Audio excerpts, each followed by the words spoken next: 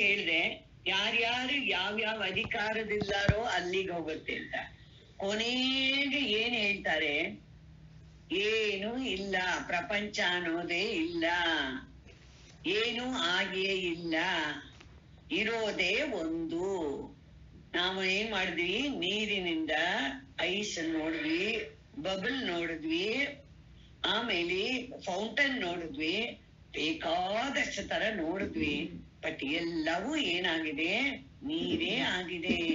ಎಲ್ಲ ಬೇರೆ ಬೇರೆಯಾಗಿ ಕಂಡ್ರು ಎಲ್ಲವೂ ಏನಾಗಿದೆ? ನೀರೇ ಆಗಿದೆ. ಪರಮಾತ್ಮನ ಮತ್ತ ಪರತರಂ ನ ಅನ್ಯತೆ ಕಿಂಚಿದಸ್ತಿ ಧನಂಜಯ ಹೇಳ್ಬಿಟ್ಟ ಕೃಷ್ಣ.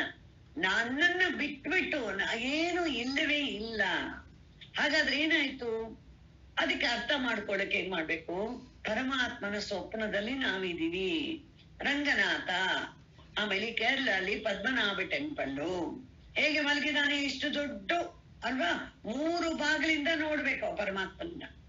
ಸೊ ಏನಾಯ್ತು? ಕನಸು ಕಾಣ್ತಾ ಇದ್ದಾನೆ, ನಾವೆಲ್ಲ ಅವನ ಕನಸಲ್ಲಿ ಓಡಾಡ್ತೀವಿ. ನಮ್ಮ ಕನಸಿನಲ್ಲಿ ಕಾಣೋರು ಹೇಗೆ ನನ್ನನ್ನ ಬಿಟ್ಟು ಇಲ್ಲವೋ, ಅದೇ ರೀತಿ ಪರಮಾತ್ಮನ ಕನಸಿನಲ್ಲಿ ನಾವು ಓಡಾಡ್ತಿದ್ರೆ ನಾವೆಲ್ಲ ಏನಾಗಿದೀವಿ? ಮತ್ತೆ ಪರಮಾತ್ಮನೇ ಆಗಿದೀವಿ. ಅಷ್ಟೇ ತಿಳ್ಕೊಳ್ಬೇಕು, ಅಷ್ಟೇ ವಿಚಾರ ಬೇಕು. ಅದಕ್ಕೆ ಏನ್ ಮಾಡ್ತಾರೆ? ಮಾಂಡುಕ್ಯರು ಮೆತ್ತಿಗೆ ನಿಮ್ಮನ್ನ ಕರ್ಕೊಂಡು ಹೋಗ್ತಾ ಇದ್ದಾರೆ. ಎಲ್ಲಿಗೆ ಕರ್ಕೊಂಡು ಹೋಗ್ತಾ ಇದ್ದಾರೆ? ಆ ಇರುವ ತತ್ವವನ್ನು ಗುರುತಿಸಿ ಅಂತ. ಇವತ್ತು ಒಂದು ಒಳ್ಳೆ ವಿಷಯ, ನಿದ್ರೆ ಬಗ್ಗೆ ಗುರುಜಿ ತುಂಬಾ ಚೆನ್ನಾಗಿ ಹೇಳಿದ್ರು. ನಿದ್ರೆಯಿಂದ ಎದ್ದು ಮತ್ತೆ ಜಾಗೃತ ಅವಸ್ಥೆಯಲ್ಲಿ ಏನು ಹೇಳ್ತಾನೆ ಮನುಷ್ಯ? ಚೆನ್ನಾಗಿ ಮಲಗಿದ್ದೆ, ತುಂಬಾ ಚೆನ್ನಾಗಿತ್ತು, ಮಜಾ ಆಗಿಯ, ಚೆನ್ನಾಗಿತ್ತು, ನನಗೆ ಏನೂ ಗೊತ್ತಾಗ್ಲಿಲ್ಲ. ಇದು 2 ಶಬ್ದ ಹೇಳ್ತಾರೆ. ಹೇಳಿದ್ರೆ ಏನ್ ಹೇಳಿದ್ರು? ಏನ್ ಅನುಭವ ಆಯ್ತು? ಆನಂದದ ಅನುಭವ ಆಯ್ತು.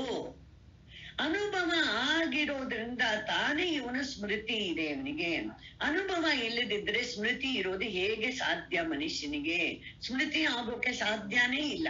ಸ್ಮೃತಿ ನೀವು ಜಾಗೃತ ಅವಸ್ಥೆಯಲ್ಲಿ ಹೇಳಿದ್ರಿ ಅಂದ್ರೆ ಅರ್ಥ ಏನಾಯ್ತು? ಸುಷುಪ್ತಿಲಿ ಆನಂದವನ್ನ ಅನುಭವಿಸಿದೀರ ಅಂತಾನೆ 100% ನಿಶ್ಚಯ ಆಯ್ತು. ಜೊತೆಗೇನಿದೆ? ಏನೂ ಗೊತ್ತಾಗ್ಲಿಲ್ಲ. ಅದು ಯಾವುದರ ಸಂಕೇತ ಅಂದ್ರೆ ಅವಿದ್ಯೆದು, ಇಗ್ನೋರೆನ್ಸ್ ಅಲ್ವಾ? ಇಗ್ನೋರೆನ್ಸ್. ಆದ್ರೆ ಗುರುಜಿ ಒಂದ್ ಸೆಂಟೆನ್ಸ್ ಬರೀತಾರೆ, ಹೇಗೆ ಅಲ್ಲಿ ಅವಿದ್ಯೆ ಇದೆಯೋ ಜೊತೆಯಲ್ಲಿ ಅವಿದ್ಯೆ ವೃತ್ತಿ ಇದೆಯೋ, ಅವಿದ್ಯೆ ವೃತ್ತಿಗೆ ಪ್ರಕಾಶಕ ಇದ್ದಾನೆ. ಅದನ್ನ ಮರ್ತು ಬಿಡ್ತೀವಿ ನಾವು. ಅದನ್ನೇ ಪ್ರತಿಬೋಧ ವಿದಿತಮ್ಮ ತಮ್ಮಲು ಹೇಳೋದು. ಎಲ್ಲ ಬೋಧಗಳು, ಎಲ್ಲ ಪ್ರತ್ಯಯಗಳು, ಎಲ್ಲ ಥಾಟ್ಸು ಜೊತೆಯಲ್ಲಿ ಯಾರಿದ್ದಾನೆ ಅಂತ ನೋಡಿ ದಯವಿಟ್ಟು. ಎಲ್ಲದ ಜೊತೆಲೂ ಪ್ರಕಾಶಕ ಇದ್ದಾನೆ. ನಮ್ಮ ಕೃಷ್ಣ ಏನ್ ಮಾಡ್ಬಿಟ್ಟ? ರಾಸ ಕ್ರೀಡೆಯಲ್ಲೂ ಅದನ್ನ ತೋರಿಸ್ಬಿಟ್ಟ. ಏನ್ ಮಾಡ್ದ? ಒಂದೊಂದು ಗೋಪಿ ಜೊತೆಲೂ ಇದೀನಿ ಅಂತ ತೋರಿಸ್ತಾನೆ. ಗೋಪಿ ಯಾರು? ಅಂತಃಕರಣ ವೃತ್ತಿಗಳು. ಎಲ್ಲ ಅಂತಃಕರಣ ವೃತ್ತಿ ಯಾರನ್ನ ಪ್ರೀತಿಸತ್ತೆ ಅಂದ್ರೆ ಆ ಅಂತಃಕರಣಕ್ಕೆ ಪ್ರಭುವಾಗಿರೋಳನ್ನೇ ಪ್ರೀತಿಸತ್ತೆ. ಅವನಿಗಾಗಿ ಎಲ್ಲ ಇದೆ. ಅವಾಗ ಏನಾಗತ್ತೆ? ಎಲ್ಲಾ ವೃತ್ತಿ ಜೊತೆಲೂ ಇದಾನೋ ಇಲ್ವೋ? ಇದ್ದೇ ಇದ್ದಾನೆ. ಅದನ್ನ ಹೇಳೋಕೆ ಏನಾಗುತ್ತೆ?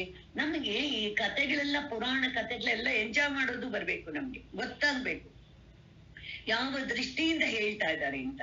ಈ ಉಪನಿಷತ್ತಲ್ಲಿ ಹೇಳಿರೋ ತಾತ್ಪರ್ಯವನ್ನೇ ಏನಾಗುತ್ತೆ ಅಲ್ಲೂ ಹೇಳ್ತಾರೆ ಅಂತ ಹೇಳಿ ಇವತ್ತಿನ ಕಾರಿಕೆಗೆ ಹೋಗೋಣ. ಸರ್ವಸ್ಯ ಸರ್ವಸ್ಯ ಪ್ರಣವೋ ಖ್ಯಾದಿ, ಸರ್ವಸ್ಯ ಪ್ರಣವೋ ಹಿ ಆದಿ ಮಧ್ಯಂ ಅಂತಸ್ತ ತಥೈವ ಚ ಏವಂ ಹಿ ಪ್ರಣವಂ ಜ್ಞಾತ್ವಾ ವಿಷ್ಣುತೇ ತದನಂತರಂ.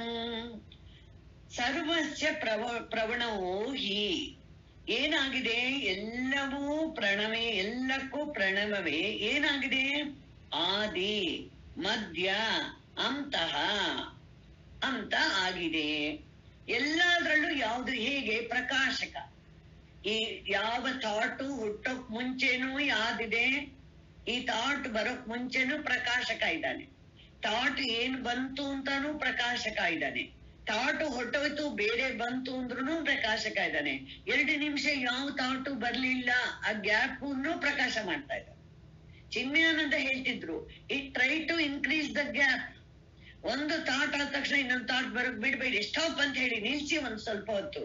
ಆವಾಗ ಪ್ರಕಾಶಕನ ಅನುಭವ ಆಗತ್ತೆ ನಿಮಗೆ. ಒಂದು ಅದಕ್ಕೆ ನಿಮ್ಗೆಲ್ಲ ಇಷ್ಟ ಆದ್ರೆ ಏನ್ ಮಾಡ್ಬೇಕು, ಹೇಗಿದ್ರು ನಿಮ್ಮ ಹತ್ರ ಮೊಬೈಲ್ ಇದೆ, ಅದ್ರಲ್ಲಿ ಲೈಟ್ ಬರುತ್ತೆ ಅಲ್ವಾ, ಏನು ಕಷ್ಟ ಇಲ್ಲ. ಅದನ್ನ ಗೋಡೆ ಮೇಲೆ ಬಿಡಿ, ಗೋಡೆ ಮೇಲೆ ಪ್ರೊಜೆಕ್ಟ್ ಆಗತ್ತೆ ಲೈಟು. ಮಧ್ಯ ಒಂದು ಪೇಪರ್ಗೆ ಹೋಲ್ ಮಾಡ್ಬಿಡಿ, ಸುಮ್ಮನೆ ಇಟ್ಕೊಡಿ, ಎಷ್ಟು ಚೆನ್ನಾಗ್ ಬರುತ್ತೆ ನೋಡಿ. ಇವಾಗ ಏನಾಯ್ತು, ಆ ಹೋಲು ಇಡೋಕ್ ಮುಂಚೆನೂ ಪ್ರಕಾಶ ಇತ್ತು, ಇಟ್ಟಾಗ್ಲೂ ಪ್ರಕಾಶ ಇದೆ, ತೆಗೆದು ಮತ್ತೇನು ಪ್ರಕಾಶ ಇದೆ. ಇದೇ ನಿಮ್ಮ ಒಳಗಿರೋ ಆಗ್ತಾ ಇರೋದು. ಇದನ್ನ ಅದಕ್ಕೆ ಪ್ರಣವ ಅಂತ ಕರೆದ್ರು ಅಷ್ಟೇ.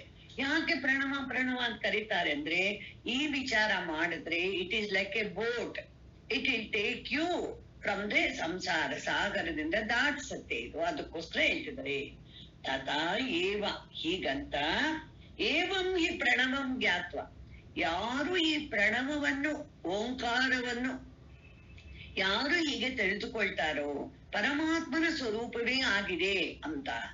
ಹೇಗೆ ನಾನು ನಿದ್ರೆಗೆ ಹೋಗೋಕ್ ಮುಂಚೆನೂ ನಾನೇ ಇದ್ದೆ, ನಿದ್ರೆಯಲ್ಲಿ ಎಲ್ಲ ಪ್ರಪಂಚ ನೋಡ್ತಾ ಇರುವಾಗ್ಲೂ ನಾನೇ ಇರೋದು, ನಿದ್ರೆಯಿಂದ ಜಾಗೃತಿಗೆ ಬಂದ್ರೂ ನಾನೇ ಇರೋದು.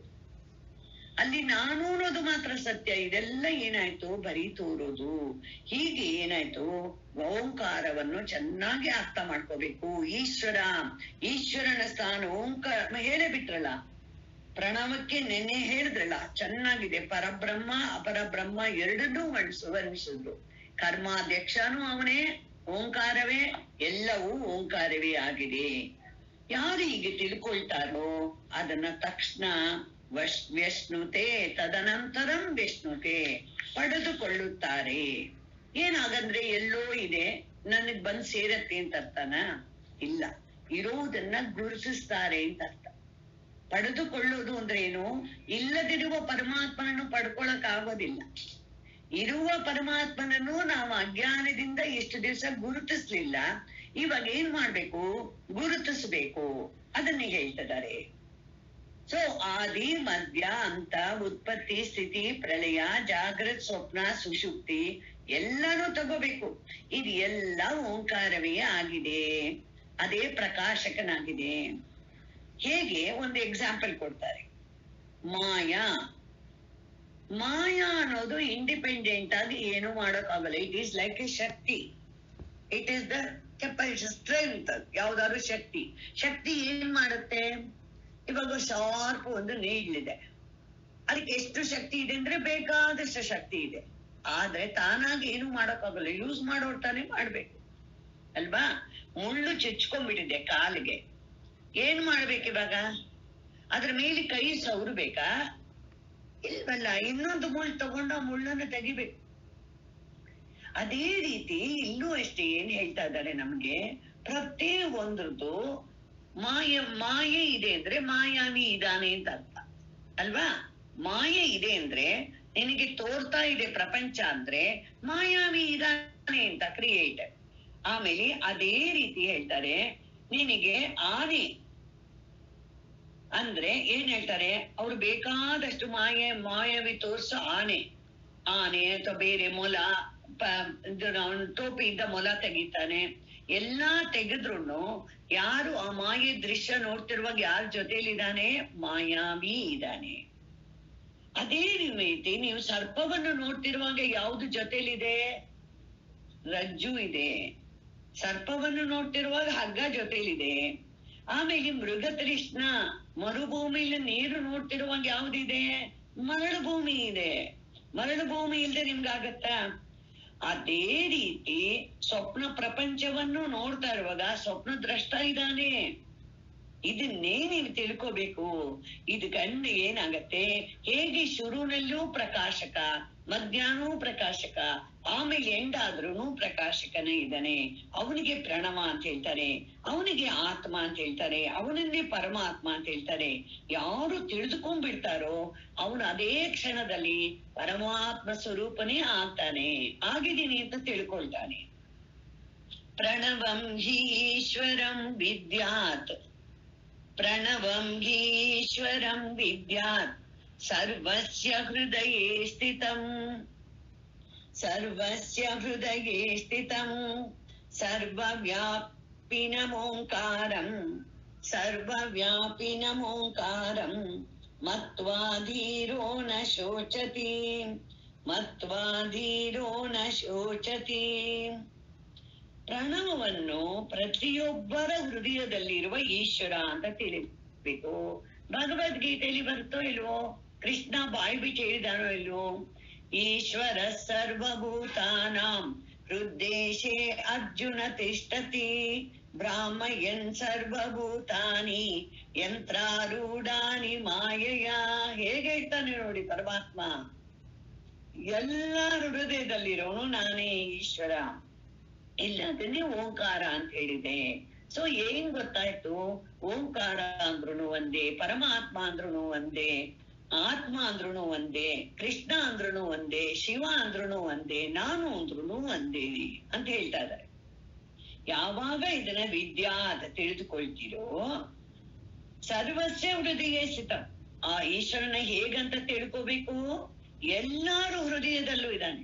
ನಾವೇನ್ ಮಾಡ್ಬಿಡ್ತೀವಿ ಅಂದ್ರೆ, ನಮ್ಗೆ ಇಷ್ಟವ್ರು ಇರೋರೆಲ್ಲ ಹೃದಯದಲ್ಲೆಲ್ಲ ದೇವರಿದ್ದಾನೆ ಅಂತ. ನಮ್ಗೆ ಯಾರ ಅಷ್ಟು ಇಷ್ಟ ಇಲ್ವೋ ಅಲ್ಲಿ ನಮ್ಗೆ ಕೋಪ ರಾಗ ಪ್ರಹ್ಲಾದನಿಗೆ ಮಾತ್ರ ಹೇಗೆ ವಿಷನ್ ಬಂತು, ಅವನು ಹೇಗೆ ಮಾತ್ರ ಎಲ್ಲಾರ್ಲೂ ನೋಡ್ತಿದ್ದ. ಅವನು ಬರೀ ಮನುಷ್ಯರಲ್ಲ, ಬದುಕಿರೋ ಮನುಷ್ಯರಲ್ಲ, ಕಂಬದಲ್ಲಿ, ಕಲ್ಲಲ್ಲಿ, ಮುಳ್ಳಲ್ಲಿ ಅನ್ಕೊಂಡು, ಅಥವಾ ಯಾವುದೇ ಪ್ರಾಣಿ ಇರ್ಬೋದು, ಕ್ರೂರ ಪ್ರಾಣಿಗಳಿರ್ಬೋದು, ಸಮುದ್ರ ಇರ್ಬೋದು, ಎಲ್ಲದ್ರಲ್ಲೂ ನೋಡ್ತಿದ್ದ ಅವನು. ಅವನಿಗೆ ಅಷ್ಟು ಚೆನ್ನಾಗಿ ಬುದ್ಧಿ ನಿಶ್ಚಯಾಗಿ ಸ್ವಭಾವ ಆಗ್ಬಿಡ್ತು, ಅವನಿಗೆ ಸ್ವಾಭಾವಿಕವಾಗ ದೃಷ್ಟಿ. ಸರ್ವವ್ಯಾಪಿನ ಓಂಕಾರಂ ಅತ್ವಾ, ಹೀಗೆ ಎಲ್ಲದರಲ್ಲೂ ಇರುವ.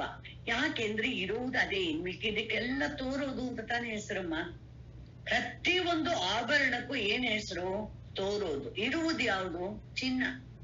ಅದೇ ರೀತಿ ಮಡಿಕೆ, ಕುಡಿಕೆ, ಏನೇನು ಬೇಕಾದ್ರೂ ಇರ್ಬೋದು, ಅದೆಲ್ಲದಕ್ಕೂ ಏನ್ ಹೆಸರು, ತೋರೋದು. ಇರುವುದು ಯಾವುದು, ಮಣ್ಣು. ಅದೇ ರೀತಿ ಇನ್ನೊಂದು ಹೇಳ್ತಾರೆ, ಕಬ್ಬಿಣದಿಂದ ಆಗಿರೋದು ಎಷ್ಟು ಗ್ರಿಲ್ ವರ್ಕ್ ಇರ್ಬೋದು, ಕಬ್ಬಣದಿಂದ ಆಗಿರೋದು ಅಲ್ವಾ, ಅಥವಾ ವೆಹಿಕಲ್ಸ್ ಇರ್ಬೋದು, ಏನೇ ಆಗಿದ್ರು ಅದೆಲ್ಲ ಇರೋದು ಕಬ್ಬಿಣನೇ. ಇದು ಚಾಂದೋಗ್ಯ ಉಪನಿಷತ್ತಲ್ಲ ನಮಗೆ 10 ಸಲ ಚೆನ್ನಾಗಿ ಹೇಳ್ಕೊಡ್ತಾರೆ. ಅದೇ ರೀತಿ ತಿಳ್ಕೋಬೇಕು ಅಂತ ಹೇಳಿದ್ರು. ಇವಾಗ ಯಾರು ಹೀಗೆ ಸರ್ವವ್ಯಾಪಿನ ಓಂಕಾರ ಚೆನ್ನಾಗಿ ತಿಳಿದುಕೊಳ್ತಾರೋ ಅಂತವನು ಖಂಡಿತ ಧೀರ ಆಗ್ಬಿಡ್ತಾನವನು.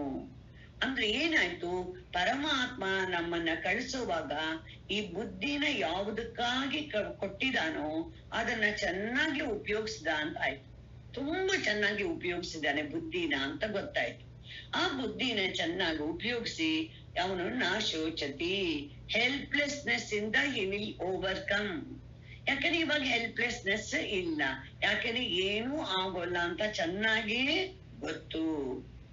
ಒಂದು ಸಾಧಾರಣವಾಗಿ ಮೈಕ್ರೋವೇವ್ನಿಂದ ಸಾಮಾನ್ ತಗೊಳ್ಳುವಾಗ ಏನ್ ಮಾಡ್ಬಿಡ್ತೀವಿ, ಆ ಗ್ಲೌಸ್ ಹಾಕೊಂಡ್ಬಿಡ್ತೀವಿ, ಚಿಕ್ಕಾಗಿರೋದನ್ನ ತಗೊಂಡ ತಕ್ಷಣ ಏನು ಕಷ್ಟನೇ ಇಲ್ಲ, ಯಾವ ಪಾತ್ರ ಧೈರ್ಯವಾಗಿ ಮುಟ್ತೀವಿ. ಯಾಕೆ ಸುಡಲ್ಲ ಅಂತ ಗೊತ್ತು. ಅಥವಾ ಚಿಮಟ ಹಿಡ್ಕೊಂಡ್ಬಿಡ್ತೀವಿ, ನಮ್ಮ ಬುದ್ಧಿಲಿ ಏನ್ ಗೊತ್ತು, ಸುಡಲ್ಲ, ಅದ್ರಿಂದ ಧೈರ್ಯವಾಗಿ ಕೆಲಸ ಮಾಡ್ತೀವಿ.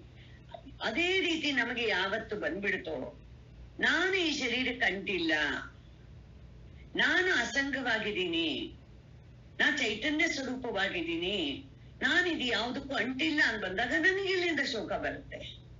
ಅದಕ್ಕೆ ಹೇಳ್ತಾರೆ, ನಾನು ಯಾವಾಗ ಈ ಶರೀರ ಅಲ್ವೋ ಜನ್ಮ ಮೃತ್ಯುಯಲ್ಲಿ ನನಗೆ, ನಾನು ಯಾವಾಗ ಪ್ರಾಣ ಅಲ್ವೋ ನನ್ಗೆ ಹಸಿವು ಬಾಯಾರಿಕೆ ಎಲ್ಲಿಂದ ಬಂತು, ನಾನು ಯಾವಾಗ ಮನಸ್ಸಲ್ವೋ ಶೋಕಮೋಹ ಎಲ್ಲಿ. ಇದೆಲ್ಲ ನಾನು ಅಂತ ನಾನ್ ತಾದಾತ್ಮ ಮಾಡ್ಕೊಂಡಿರೋದ್ರಿಂದ ಆಗತ್ತೆ. ನಮ್ಗೆ ಏನಾಗತ್ತೆ, ಇದೆಲ್ಲ ಕೇಳಿದ ತಕ್ಷಣ ಭಯಾನೇ ಆಗ್ಬಿಡುತ್ತೆ. ಏನ್ರಿ ಇದೆಲ್ಲ ಹೇಳ್ತಿದಿಲೆ, ಇದೆಲ್ಲ ನಮ್ಮಂತವ್ರಿಗೆ ಯಾವತ್ತು ತಿಳ್ಕೊಳಕ್ಕಾಗತ್ತೆ. ಮೈತ್ರಿ ಋಷಿನ ಹೋಗಿ ಕೇಳಿ ಸಿಕ್ಕದಾಗ ಅವ್ರು ಹೇಳ್ತಾರೆ, ನಾ ಕೋಟಿ ಕೊಟ್ಟು ನಾವು ಹುಳು ಆಗಿದ್ದೆ ಗೊತ್ತಾ ಅಂತಾರೆ. ನಾನು ಈ ಹುಳು ಆಗಿದ್ದೆ. ಯಾವ ಹುಳು, ರೋಡಲ್ಲಿ ಚಿಕ್ಕದಾಗ ನಡೆಯುತ್ತಲ್ಲ ಸ್ಲೋವಾಗಿ, ಬೇರೆ ಶಂಕದುಳುನೋ ಯಾವ್ದು, ಆ ಹುಳು ಆಗಿದ್ದೆ ನಾನು ಅಂತ ಹೇಳ್ತಾರೆ. ಯಾಕೆ ಅಂದ್ರೆ ಎಲ್ಲಾರು ಅಷ್ಟೇ, ಎಲ್ಲಾರ್ಗೂ ಕಷ್ಟ, ಎಲ್ಲಾರು ಪ್ರಯತ್ನ ಮಾಡೇ ತಿಳ್ಕೊಂಡಿರೋದು. ಬಟ್ ಒಂದು ಪರಮಾತ್ಮ ಏನ್ ಮಾಡ್ತಾನೆ, ತನ್ನ ಅನುಗ್ರಹ ಸಿಗತ್ತೆ. ಹೇಗೆ ಅಂದ್ರೆ ಪರಮಾತ್ಮನ ಅನುಗ್ರಹ ಮಳೆ ರೂಪದಿಂದ ಇದೆ.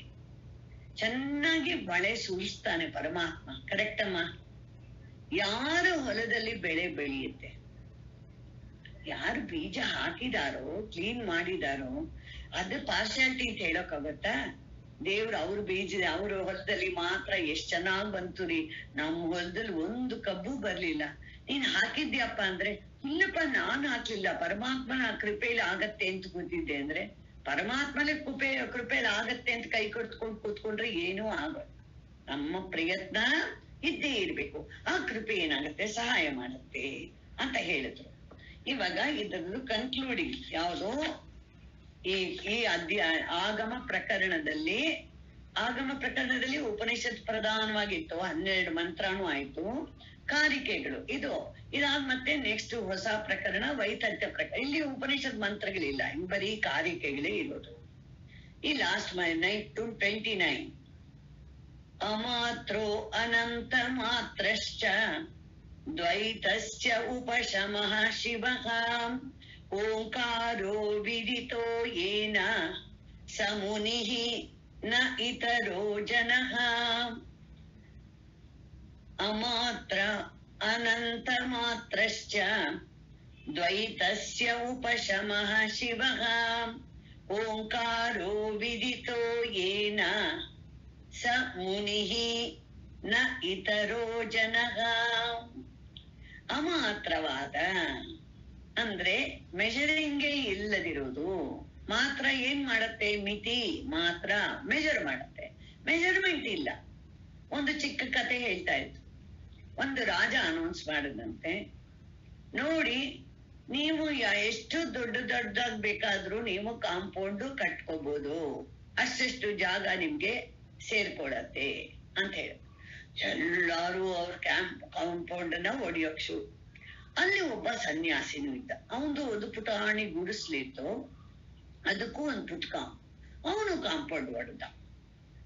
ಸರಿ, ಇವರೆಲ್ಲ ನೋಡ್ರಿಯಾ ಅವನಿಗೂ ಹೇಗ ಆಸೆ, ನೋಡ್ರಿಯಾ ಅವನಿಗೂ ಎಂತ ಆಸೆ, ನಮ್ಮಂಗೆ ಇದ್ದಾನೆ ಅವನು, ನಮಗ್ ತುಂಬಾ ಖುಷಿ, ನಾವಂತೂ ದಡ್ರು, ಅವರುಗಳು ಎಲ್ಲಾರು ದಡ್ರು ಅಂತ ಹೇಳ್ಬಿಟ್ರೆ ನಮಗ್ ಬಹಳ ಖುಷಿ. ಅದಕ್ಕೆ ಪುರಾಣ ಕಥೆ ಎಲ್ಲ ಓದೋವಾಗ ಏನಾದ್ರೂ ಜಗಳ ಇದೆಲ್ಲ ತೋರ್ಸಾಗ ಎಂಜಾಯ್ ಮಾಡ್ತೀವಿ ನಾವು. ಯಾಕೆ ಹೇಳಿ, ನಾವಂತೂ ದಡ್ರು, ದೇವತೆಗಳನ್ನು ದಡ್ರು ಮಾಡ್ಬಿಟ್ರೆ ನಮಗ್ ಬಹಳ ಖುಷಿ ಆಗುತ್ತೆ. ಏನೇ ಈ ಸನ್ಯಾಸಿ ಏನ್ ಮಾಡ್ದ, ಕಾಂಪೌಂಡ್ ನ ಅವನು ಹೊಡೆದ, ಇವ್ರು ಹೊಡೆದ್ಲ ಒಂದು. ಆದ್ರೆ ಇವರೆಲ್ಲ ಏನ್ ಮಾಡಿದೆ, ದೊಡ್ಡ ದೊಡ್ಡ ಕಾಂಪೌಂಡ್ ನ ಕಟ್ಟುದು.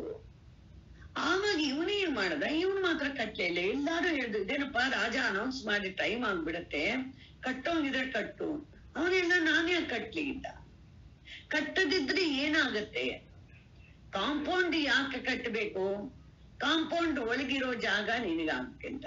ಪೃಥ್ವಿಲಿ ಯಾರು ಕಾಂಪೌಂಡೇ ಕಟ್ಟಿಲ್ವೋ ಅವಾಗ ಏನಾಯ್ತು, ಪೃಥ್ವಿ ಎಲ್ಲ ಒಂದೇ ತರ. ಬರೀ ಇದಿಲ್ಲಿ ವಿವಕ್ಷಿತಾಂಶ ತಗೋಬೇಕು, ತುಂಬಾ ಅನಲೈಸ್ ಮಾಡೋಕ್ ಹೋಗ್ಬೇಡ್ರಿ. ಅವನು ಇವರಿಗೆಲ್ಲ ಉಪದೇಶ ಮಾಡ್ತಾ ಇದ್ದಾನೆ ಅಷ್ಟೇ, ಇನ್ನೇನಿಲ್ಲ. ಯಾಕೆ ಅಂದ್ರೆ ಯಾರಿಗೆ ಪರಿಚಿನ್ನತೆ ಇದೆಯೋ ನಂದು ಅಂತ ಅನ್ನೋವಾಗ ಆಯ್ತು. ಸೊ ಒಟ್ಟಲ್ಲಿ ಹೇಳ್ತಿದ್ದಾರೆ, ಯಾಕೆ ಅಮಾತ್ರ ಅನ್ನುವಾಗ ನಂಗೆ ಜ್ಞಾಪಕ ಬಂತು, ಮೆಜರ್ಮೆಂಟ್ ಇಲ್ಲಮ್ಮ, ಮೆಜರ್ಮೆಂಟ್ ಇಲ್ಲ. ಏನು ಮೆಜರ್ಮೆಂಟ್ ಇದೆ ಪರಮಾತ್ಮನಿಗೆ? ಅವನು ಉದ್ದ ಆಗಲ ದಪ್ಪ ಅಂತ ಇದಾನ, ವ್ಯಾಪಕನಾಗಿರೋ ಪರಮಾತ್ಮ ಅವನಿಗೆ ಹೇಗಿದೆ, ಅನಂತ ಮಾತ್ರಶ್ಚ. ಅವಳು ಹೇಳಿದ್ರು ಅನಂತ ಎಷ್ಟ ಅನಂತ ಮಾತ್ರ. ಏನ್ ಹೇಳ್ತಾರೆ, ಆ ಅನಂತ ಅಂದ್ರೆ ಯಾವುದಕ್ಕೆ ಕೊನೆ ಇಲ್ಲವೋ, ಕೊನೆ ಇಲ್ಲದೆ ಇರುವುದು, ಎಂಡ್ ಇಲ್ಲ. ತಿರುಗು ಏನಾಯ್ತು, ಮೆಜರ್ಮೆಂಟ್ಸ್ ತರನೇ ಇದೆ, ಲಿಮಿಟೇಷನ್ಸ್ ಇಲ್ಲ. ಹೈ ಅಂಡ್ ಲೋ, ಮೇಲೆ ಕೆಳಗೆ ಅಂತ ಯಾವುದಕ್ಕೆ ಇಲ್ವೋ ಅದಕ್ಕೆ ಏನ್ ಹೆಸರು, ಅಮಾತ್ರ ಅಂದ್ರು. ದ್ವೈತಸ್ಯ, ಡ್ಯುಯಾಲಿಟಿ ಏನದು, ನಾನು ನನ್ನದು ಅಲ್ವಾ, ದೃಗ್ ದೃಶ್ಯ ಎರಡು, ಇದಕ್ಕೆ ದ್ವೈತ ಅಂತ ಹೇಳ್ತಾರೆ. ದೃಕ್ ಅಂದ್ರೆ ನೋಡೋನು, ದೃಶ್ಯ ಅಂದ್ರೆ ನೋಡಲ್ಪಡೋದು, ಇದಕ್ಕೆ ದ್ವೈತ. ಉಪಶಮ ಆಗೋಯ್ತು. ಏನಾಗೋಯ್ತು, ಇವತ್ತೇ ಹಾಗಾದ್ರೆ ನಮ್ಗೆ ಕಾಣಿಸೋದೇ ಇಲ್ವಾ? ಹಾಗಾದ್ರೆ ನಾವು ಕ್ಲಾಸ್ ಮುಗಿಸ್ಕೊಂಡು ಹೋದ್ರೆ ಬಾಲ್ಕನಿ ನಿಲ್ಕೊಂಡ್ರೆ ನಮ್ಗೇನು ಕಾಣಿಸೋದಿಲ್ವಾ? ದ್ವೈತ ಎಲ್ಲ ಉಪಶಮ ಆಗ್ಬಿಡ್ತಾ? ಅಂದ್ರೆ ಫಸ್ಟ್ ಆಫ್ ಆಲ್ ನಿಮ್ ಮನೇನೂ ದ್ವೈತಾನೂ ಹೊಟ್ಟೋಗ್ಬಿಡುತ್ತೆ. ಹಾಗಾದ್ರೆ ಬಾಲ್ಕನಿನೂ ಇಲ್ಲ, ರೂಮು ಇಲ್ಲ, ಏನ್ ಮಾಡ್ತೀರಾ ನೀವು ರೂಮಲ್ಲಿ? ಅಯ್ಯೋ ಹಾಗಾದ್ರೆ ಮಾಡ್ಲಿಕ್ಕೆ ಎಲ್ಲ ಕೇಳೋದ್ ಬೇಡ ರೀ ನಮ್ಗೆ. ಯಾಕಂದ್ರೆ ಹೇಗಿರೋದು ಅಂತಂದ್ರೆ ದಯವಿಟ್ಟು ಏನು ಆಗಲ್ಲ, ನಿಮ್ಮ ಬುದ್ಧಿಲಿ ಮಾತ್ರ ಪರಿವರ್ತನೆ ಆಗತ್ತೆ ಅಷ್ಟೇ. ದಯವಿಟ್ಟು ಅದನ್ನ ತಿಳ್ಕೋಬೇಕು. ಜೀವನ್ ಮುಕ್ತರು, ಈ ಕೃಷ್ಣ ಬಂದಿದ್ದಾನೆ, ಅವನಿಗೆ ಪರ್ವತ ಕಾಣಿಸ್ತಾ ಇರ್ತಾ ಇಲ್ವಾ, ಕಾಣಿಸಲ್ವಾ? ಎಲ್ಲಾನು ಕಾಣಿಸುತ್ತೆ, ಎಲ್ಲಾನು ವ್ಯವಹಾರ ಮಾಡ್ತಾರೆ, ಆದ್ರೆ ಯಾವ್ದ್ರಲ್ಲೂ ಸತ್ಯತ್ವ ಬುದ್ಧಿ ಇಲ್ಲ. ಇಲ್ಲಿ ದ್ವೈತದ ಉಪಶಮ ಅಂದ್ರೆ ಚೆನ್ನಾಗಿ ಅರ್ಥ ಮಾಡ್ಕೋಬೇಕು. ಆ ಡ್ಯುಯಾಲಿಟಿಲಿ ದ್ವೈತದ ಭಾವನೆ, ಸತ್ಯತ್ವ ಬುದ್ಧಿ ಅದೇ ನಮಗೆ ಅದು ಹೋಗತ್ತಷ್ಟೆ. ಹೇಗೆ ಹೇಳ್ತಾರೆ, ಮಾಯೆ ಕೆಲಸ ಏನು ತೋರ್ಸೋದು, ಶಕ್ತಿದು ಇಲ್ಲದಿರೋದನ್ನ ತೋರ್ಸೋದು. ಮರಳು ಭೂಮಿಲಿ ನೀರನ್ನ ತೋರ್ಸೋದು ಮಾಯೆ ಕೆಲಸ. ಅದನ್ನ ನಾನು ಸತ್ಯ ಅಂತ ಅನ್ಕೊಳ್ಳೋದು ಅವಿದ್ಯೆ, ಅದು ನನ್ನ ಅಂತಃಕರಣದಲ್ಲಿರೋದು.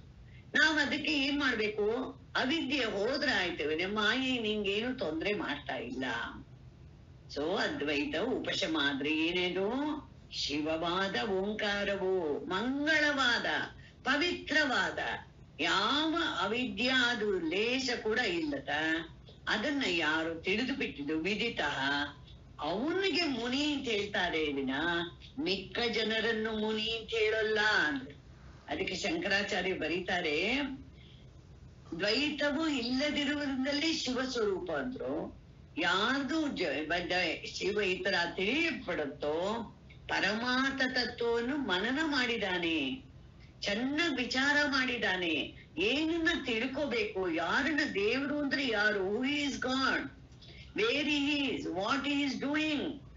ಒಬ್ಬನಿಗೆ ರಾಜನಿಗೆ ಚಿಕ್ಕೋನು ಅವಾಗ ತಾನೇ ಪಟ್ಟಕ್ ಬಂದ್ಬಿಟ್ಟಿದ್ದಾನೆ. ಮಂತ್ರಿ ಏನಾಯ್ತು, ಮಾತಾಡ್ತಿದ್ರೆ ದೇವ್ರು ದೇವ್ರು ಅಂತ ಹೇಳ್ತಿದ್ದ. ಇವನಿಗೆ ಸ್ವಲ್ಪ ಕೋಪ ಬಂತು. ಅವನು ಹೇಳ್ದ, ನನಗೆ ಈ 3 ಪ್ರಶ್ನೆನ ಆನ್ಸರ್ ಮಾಡು, ಆಮೇಲೆ ನೋಡೋಣ, ನೀ ಹೇಳ್ದಂಗ್ ನಾನ್ ಕೇಳ್ತೀನಿ ಅಂತ. ಸರಿ, ಮಂತ್ರಿ ಯೋಚನೆ ಮಾಡ್ದ ಇವನಿಗೆ ಹೇಗೆ ಹೇಳೋದು ಅಂತ. ಬಹಳ ಕಷ್ಟ. ಎಲ್ಲಾ ಕಡೆನೂ ಹೋದ, ಸರಳವಾಗಿ ಹೇಳ್ಬೇಕು. ಯಾಕಂದ್ರೆ ಇವನಿಗೆ ನೀವು ಉಪನಿಷದಲ್ಲಿದೆ ಮಂತ್ರದಲ್ಲಿದೆ ಅಂದ್ರೆ ಅವನು ಕೇಳೋನಲ್ಲ, ಅವನಿಗೆ ಅವನ ಲೆವೆಲ್ಗೆ ಅರ್ಥ ಆಗೋಂಗೆ ಹೇಳ್ಬೇಕು. ಏನ್ ಮಾಡ್ಬೇಕು ಗೊತ್ತಾಗಿಲ್ಲ. ಅವತ್ತು ಲಾಸ್ಟ್ ಡೇ ಅವನ್ ಟೈಮ್ ಕೊಟ್ಟಿದ್ದು. ಅವನ ಅಡಿಗೆನೋ ಒಬ್ಬ ಇದ್ದ. ಅವನೇನ್ ಮಾಡ್ದ, ಏನ್ ಸ್ವಾಮಿ ಇಷ್ಟು ಯೋಚನೆ ಮಾಡ್ತಿದ್ರೆ ಏನಾಯ್ತು ನೋಡಿ, 3 ಪ್ರಶ್ನೆಗೆ ಉತ್ತರ ಕೊಡ್ಬೇಕು ರಾಜನಿಗೆ, ಅದು ನನ್ನನ್ನು ಕಳಿಸಿ ನಾನು ಉತ್ತರ ಕೊಡ್ತೀನಿ. ಅಡಿಗೆನವನು ಹೇಳ್ದ. ಹೌದಾ, ಸರಿ ಅಂತ, ನೀವು ಆಮೇಲೆ ಬನ್ನಿ ಅಂತ ಕಳಿಸ್ಬಿಟ್ಟ. ಅದಕ್ಕೆ ಅವನೇನ್ ಮಾಡೋದು, ಬಂದ ತಕ್ಷಣ ರಾಜ ಏನಪ್ಪ ಮಂತ್ರಿ ಕಳ್ಸಿದಾನೆ. ಯಾವ್ದಕ್ ಕಳ್ಸಿದಾನೆ, ನಿಮ್ಮ ಪ್ರಶ್ನೆಗಳಿಗೆ ಉತ್ತರ ಕೊಡಿಸಿ. ಸರಿ, ರಾಜ ತಕ್ಷಣ ಹೇಳ್ದ, ಮೊದಲನೇ ಪ್ರಶ್ನೆ ಹೇಳು, ದೇವ್ರು ಯಾರು? ಅವನು ಹೇಳ್ದ, ನೀವು ರಾಜ ಆಗಿದ್ದೀರಲ್ಲ, ನಿಮ್ಗೆ ಎಲ್ಲವನ್ನು ಟ್ರೈನಿಂಗ್ ಕೊಟ್ಟಿದ್ದಾರೆ ತಾನೆ, ಯಾರೇ ಆಗ್ಲಿ ಪ್ರಶ್ನೆ ಕೇಳೋರು ಎಲ್ಲಿ ಕೂತ್ಕೋಬೇಕು, ಪ್ರಶ್ನೆಗೆ ಉತ್ತರ ಹೇಳೋರು ಎಲ್ಲಿ ಕೂತ್ಕೋಬೇಕು ಅಂತ ಕೇಳ್ದ. ತಕ್ಷಣ ರಾಜ ಯೋಚನೆ ಮಾಡಿ ಏನ್ ಮಾಡ್ದ, ಸಿಂಹಾಸನದ ಕೆಳಗೆ ಇಳಿದು ಇವನನ್ನ ಸಿಂಹಾಸನ ಮೇಲೆ ಕೂರಿಸ್ಬಿಟ್ಟು ಇವನ ಕೆಳಗೆ ಕೂತ್ಕೊಂಡು ಅವನಿಗೆ ನಮಸ್ಕಾರ ಮಾಡಿ ಶ್ರದ್ಧೆಯಿಂದ ಆಮೇಲೆ ಅವನು ಕೇಳ್ತಾನೆ, ಪ್ರಶ್ನೆ ಕೇಳ್ತಾನೆ, ದೇವ್ರು ಯಾರು ಅಂತ. ಅವನೇನ್ ಹೇಳ್ತಾನೆ, ನನಗೆ ಒಂದು ಕೆಲಸ ಮಾಡು, ನೀನು ಒಂದು ಕರಿ ಹಸುನ ತಗೊಂಡ್ ಬಾ. ಸರಿ, ಬ್ಲಾಕ್ ಕೌ ತಗೊಂಡ್ ಬಂದ್ರೆ ಅವನು ಹೇಳ್ತಾನೆ, ಇವತ್ತು ಬೆಳಗಿಂದ ಏನೇನ್ ತಿಂದಿದೆ ಅದನ್ನ ಒಂದು ತಟ್ಟೆಯಲ್ಲೋ ಅಥವಾ ಒಂದು ಬೌಲಲ್ಲಿ ಹಾಕಿ ತೋರಿಸಿ. ಸರಿ, ಏನೇನ್ ಇವಾಗಿಂದಾದ್ರೆ ಆ ಕಚಡ ಡಬ್ಬಾಲಿ ಆ ಪ್ಲಾಸ್ಟಿಕ್ ಬ್ಯಾಗ್ ಇಂದ ತಗೊಂಡು ಏನೇನ್ ತಿಂದ ಅದನ್ನು ಎಲ್ಲ ತೋರಿಸ್ಬೇಕಾಗುತ್ತೆ. ಯಾವ್ದು ತಿಂದಿದ್ಯೋ ಅದಂತಾನೆ ತೋರಿಸ್ಬೇಕು. ಹುಲ್ಲು ತಿಂದಿದ್ರೆ ಇದನ್ನೆಲ್ಲ ತಿನ್ನತ್ತೆ, ಎಲ್ಲಾನು ಇಟ್ರು. ಎಲ್ಲಾರ್ಗು ಮೂಗ್ ಮುಚ್ಕೊಳ್ಳೋ ಹಂಗಿದೆ. ಈ ದೇವ್ರನ್ನ ತೋರಿಸ್ತೀನಿ ಅಂತ ಇವ್ ಏನ್ ಮಾಡ್ತಿದ್ದಾನೆ, ಕರೋನಾ ಬಂದ್ಬಿಡುತ್ತಲ್ಲ ಎಲ್ಲಾರ್ಗು. ಇವಾಗ ಕರೋನಾ ಬಂದವ್ರು ಎಲ್ಲಾರು ಮಾಸ್ಕ್ ಹಾಕೊಂಡ್ ಕೂತ್ಕೋಬೇಕಾಗಿತ್ತು. ಸರಿ, ಏನಾಯ್ತು, ಇದನ್ನೆಲ್ಲ ನೋಡ್ತಾರೆ. ನೋಡ್ಬಿಟ್ ಮತ್ತೆ ಇವನ್ ಹೇಳ್ತಾನೆ, ಇದ್ರ ಹಾಲು ಮಾತ್ರ ಹೇಗಿದೆ ಅಂತ. ಬೆಳ್ಳಿಗೆ ಪ್ಯೂರ್ ಆಗಿ ಒಂದು ಡ್ರಾಪ್ ಆಫ್ ಬ್ಲಡ್ ಕೂಡ ಸೇರ್ದೆ ಅಷ್ಟು ಪ್ಯೂರ್ ಆಗಿ ಹಾಲಿದೆ. ಅವನು ಹೇಳ್ತಾನೆ, ನೀವ್ ಯಾರಾದ್ರೂ ಇದು ಮಾಡಕ್ಕಾಗತ್ತಾ? ಯಾವ್ದಾದ್ರು ಮೆಷಿನ್ಲಿ ಇದನ್ನೆಲ್ಲ ಹಾಕ್ಬಿಟ್ಟು ಹುಲ್ಲು ಸ್ವಲ್ಪ, ಆಮೇಲೆ ಗಾರ್ಬೇಜ್ ಅಲ್ಲಿ ಇಲ್ಲಿ ಇರೋದು ಇದನ್ನೆಲ್ಲ ಹಾಕ್ಬಿಟ್ಟು ಬಿಳಿ ಹಾಲು, ಅಶುದ್ಧವಾದ ಹಾಲು ತೆಗಿಯಕ್ ಆಗತ್ತ ಯಾರಿಗಾದ್ರು? ಎಲ್ಲಾರು ಆಗೋಲ್ಲ. ಯಾರಿಗಾಗುತ್ತೋ ಅವನಿಗೆ ದೇವ್ರು ಅಂತ. Who is capable of doing this, he is called god. ಅಬ್ಬಾ, ಆ ಜನಕ್ಕೆ ಬಹಳ ಖುಷಿ ಆಗ್ಬೇಕು. ಅವನ ಲೆವೆಲ್ಗೆ ಅವನಿಗೆ ಅರ್ಥ ಆಗೋಂಗೆ ಹೇಳ್ಬಿಟ್ರು, ಇವ್ದೇ ದೇವ್ರು. ಸರಿ, ಇವಾಗ ನೆಕ್ಸ್ಟ್ ಕೇಳ್ದ, ದೇವ್ರಿ ಎಲ್ಲಿದ್ದಾನೆ, ಏನು ದೇವ್ರಿ ಎಲ್ಲಿದ್ದಾನೆ ಅಂತ ಕೇಳ್ದ. ಅವಾಗ ಹೇಳ್ದ, ಈ ಭವನನ್ನ ಮೇಕ್ ಇಟ್ ಪಿಚ್ ಡಾರ್ಕ್ ಅಂತ. ಕೆನ್ ಯು ಡೂ ಇಟ್ ಅಂತ ಕೇಳ್ದ. ಮಾಡೋಕ್ ಆಗತ್ತಾ ಅಂತ ರಾಜನ ಕೇಳ್ದ. ರಾಜ ಹೇಳ್ತಾನೆ ಎಷ್ಟೊತ್ತು ಎಲ್ಲ ಆಜ್ಞೆ ಮಾಡಿದ ತಕ್ಷಣ ಏನಾಯ್ತು, ಎಲ್ಲ ಲೈಟ್ಸ್ ಎಲ್ಲ ಆಫ್ ಮಾಡಿದ್ರು, ಕರ್ಟನ್ಸ್ ತೆಕ್ಕಾಗಿ ಹಾಕಿದ್ರು, ಪಿಚ್ ಡಾರ್ಕ್ ಆಯ್ತು. ಆವಾಗ ಒಂದು ದೀಪ ಹಚ್ಚಿದ. ಅದು ಎಷ್ಟು ದೊಡ್ಡದಾದ್ರೂ ಹೇಗೆ ಹರಡ್ಕೊಳತ್ತೆ ದೀಪ ನೋಡಿ. ಹಾಗೆ ಪರಮಾತ್ಮ ಹೇಗೆ ಅಂದ್ರೆ ಪ್ರಕಾಶದ ತರ ಎಲ್ಲ ಹರಡ್ಕೊಳ್ತಾನೆ. ಹಿ ಪರ್ವೇಟ್ಸ್ ಎವ್ರಿಥಿಂಗ್ ಅಂತ ಹೇಳ್ದ. ತುಂಬಾ ಖುಷಿ ಆಯ್ತು ರಾಜನಿಗೆ, ತುಂಬಾ ಚೆನ್ನಾಗ್ ಅರ್ಥ ಆಯ್ತು, ತುಂಬಾ ಸಂತೋಷನೂ ಆಯ್ತು. ಆಮೇಲೆ ಕೇಳ್ತಾನೆ, ಏನು ಮಾಡ್ತಾನೆ ದೇವ್ರು? ಅವಾಗ ಸಿಂಹಾಸನ ಮೇಲೆ ಕೂತಿರೋ ನಗ್ತಾ ಹೇಳ್ತಾನೆ, ನಾನು ಅವ್ರ ಮನೇಲಿ ಅಡಿಗೆ ಮಾಡ್ತಿರೋ ನನ್ನನ್ನ ದೇವ್ರು ಏನ್ ಮಾಡ್ದ, ಸಿಂಹಾಸನದ ಮೇಲೆ ಕೂರಿಸ್ತ. ಸಿಂಹಾಸನದಿಂದ ನನ್ನ ಅಡಿಗೆ ಅವನಿಗೆ ಕಾಲ ಹತ್ರ ಕೂತ್ಕೊಳ್ಳಂಗ್ ಮಾಡ್ತಾನೆ. ಯಾರು? ಯಾಕಂದ್ರೆ ಇವನಿಗೆ ಪ್ರಶ್ನೆ ಕೇಳ್ಬೇಕು ಅಂತ ಪ್ರೇರಣೆ ಕೊಟ್ಟವನ್ ಯಾರು? ಪರಮಾತ್ಮ. ಇವನಿಗೆ ಉತ್ತರ ಕೊಡಕ್ಕೆ ಇವನಿಗೆ ಪ್ರೇರಣೆ ಕೊಟ್ಟವನ್ ಯಾರು? ಪರಮಾತ್ಮ. ಇದನ್ನೆಲ್ಲ ಮಾಡ್ತಾನೆ ಅವನು ಅಂತ ಹೇಳಿ ತುಂಬಾ ಖುಷಿ ಆಗುತ್ತೆ.